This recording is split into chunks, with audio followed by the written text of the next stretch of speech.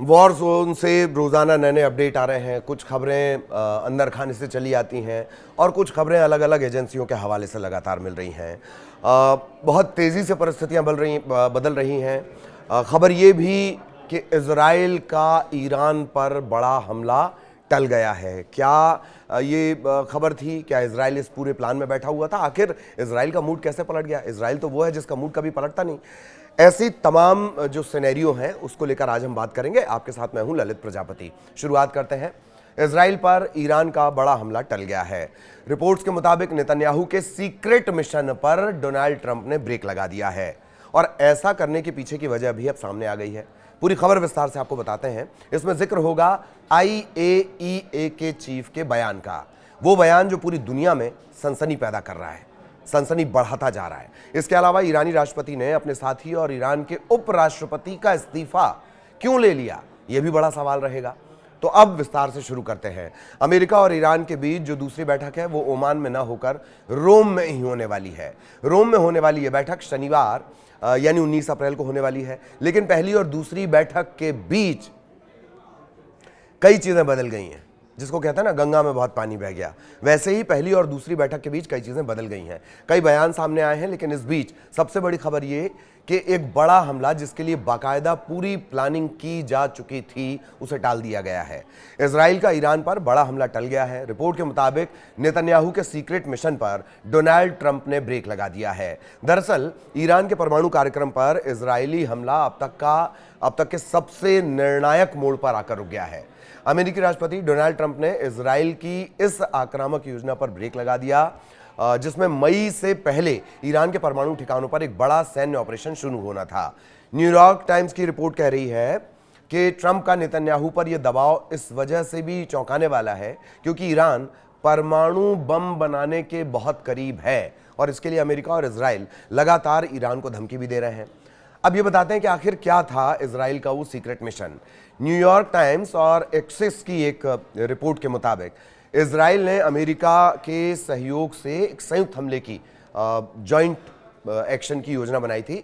इसमें खास commando units Iran के भूमिगत परमाणु ठिकानों पर हमला करती और फिर अमेरिकी फाइटर जेट्स हवाई सुरक्षा और जवाबी हमले से बचाव में मदद करते। ये हमला एक हफ्ते से अधिक चल सकता था, परंतु ये सब तब संभव था कि अगर ट्रंप इस पर मुहर लगाते। इससे पहले ही ट्रंप ने नेतन्याहू से फोन पर बात करने से ही इनकार कर दिया था। दरअसल एक रिपोर्ट और भी है।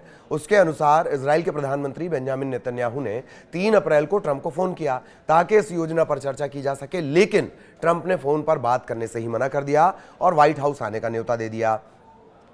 नेतन्याहू 4 दिन बाद पहुंचे, लेकिन ट्रंप ने सबके सामने उन्हें यह कहकर चौंका दिया कि अमेरिका ईरान से परमाणु कार्यक्रम को लेकर बातचीत शुरू कर रहा है।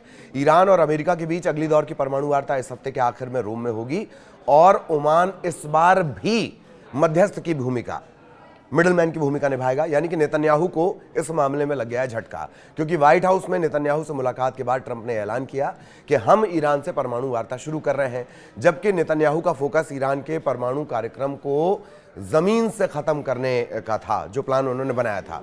इसके बाद एक वीडियो में यह कहा गया कि या तो लीबिया मॉडल की तरह ईरान के कार्यक्रम को पूरी तरह नष्ट कर दें या फिर सैन्य विकल्प का रास्ता अपनाया जाए। एक खबर और सामने आई। इसके मुताबिक ईरान पर ट्रंप प्रशासन ने ईरान को लेकर ट्रंप का जो प्रशासन है वो 2 अलग अलग धड़ों में बढ़ चुका है। एक वो गुट है जो बातचीत से हालात को कंट्रोल करने की इच्छा रखता है, यानी कि हमला करना या फिर युद्ध करने के मूड में नहीं है, पक्ष में नहीं है। और कूटनीति समर्थक ये गुट है। इसमें अमेरिका के उपराष्ट्रपति JD वैंस हैं, रक्षा मंत्री हैं, ट्रंप के जो खास सलाहकार विटकॉफ, इनका बार बार जिक्र आता है, विटकॉफ भी हैं। इनका मानना है कि युद्ध से अमेरिका को आर्थिक नुकसान हो सकता है।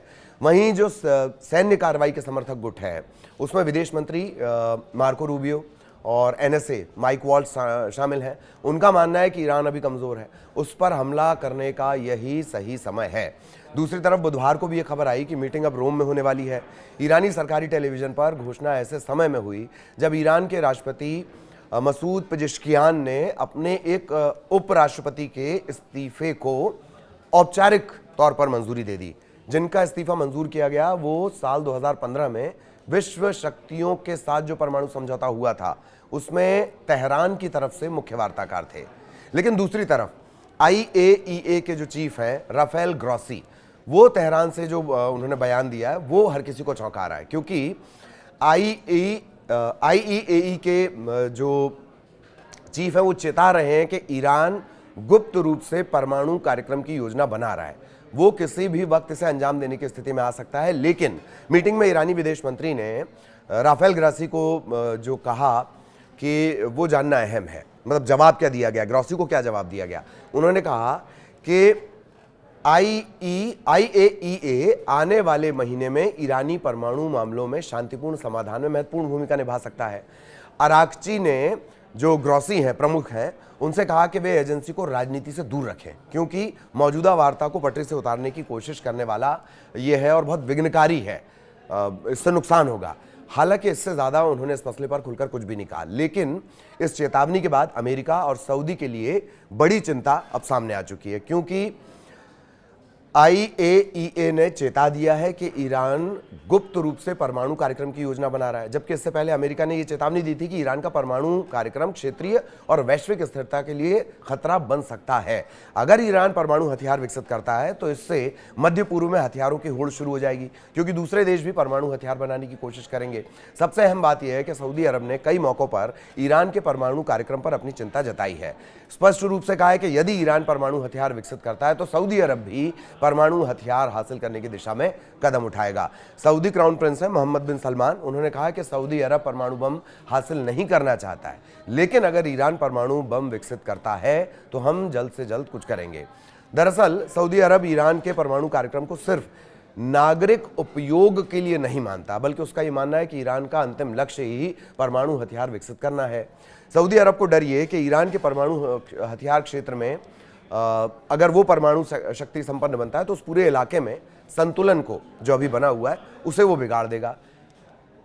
बाकी के जो खाड़ी देश हैं वो भी असुरक्षित हो जाएंगे। इसके बाद आपको बता दें कि वॉशिंगटन और तेहरान के बीच पिछले हफ्ते में आखिर में ओमान में हुई पहले दौर की बातचीत के बाद इस हफ्ते राष्ट्रपति ट्रंप ने जोर देकर कहा है कि ईरान को परमाणु हथियार की सोच से छुटकारा पाना होगा। ये कट्टरपंथी लोग हैं और इनके पास परमाणु हथियार नहीं हो सकते। ईरान से जब भी इस बारे में पूछा जाता है परमाणु हथियार को लेकर, तो वो ये कहता है कि हम प्रोग्राम लोगों के लिहाज से चला रहे हैं, मतलब परमाणु ऊर्जा की बात वो करता है, तर्क देता है, बट ये माना जाता है कि वो परमाणु हथियार बनाने की दिशा में आगे बढ़ रहा है और लगभग करीब है। तो ये पूरा सिनेरियो है जो मिडिल ईस्ट का हमने आपको बताया, किस तरीके की परिस्थितियां बदल रही हैं, वॉर जोन में किस तरह की परिस्थितियां बदल रही हैं और इजराइल को किस तरह का झटका लगा है। पूरा प्लान बनाने के बाद अचानक से ट्रंप ने उसमें ब्रेक लगवा दिया कि हमला अभी नहीं। और ये जो एक घटनाक्रम है ये उस पूरे इलाके की जो स्थितियां हैं उनको बदलेगा। इसी तरह आगे भी अपडेट आप तक पहुंचाएंगे। नमस्कार।